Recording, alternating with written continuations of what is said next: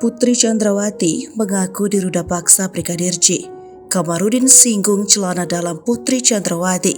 Kuasa hukum Brigadir J. Kamarudin Simanjuntak berdebat dengan pengacara keluarga Ferdy Sambo, Febri Diansyah, mengenai tuduhan pelecehan seksual yang dilakukan oleh Yosua. Berawal dari pelecehan seksual yang disebut dilakukan oleh Brigadir J terhadap Putri Chandrawati yang diklaim Sambo sebagai biang masalah yang membuat pembunuhan terjadi. Pihak Sambo menuding Brigadir J telah memperkosa Putri. Sebagai upaya untuk membuktikan hal tersebut tak benar, kemudian Kamarudin meminta hasil visum yang bisa menunjukkan adanya pemerkosaan terhadap Putri.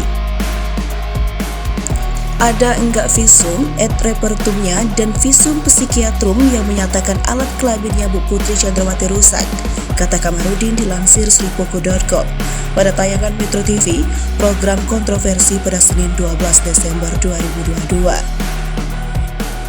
Karena kalau pemerkosaan pasti dia rusak minimal lecet. Karena kalau sama-sama basah itu namanya suka sama suka. Itu pasti mendesah, tutur Kamarudin.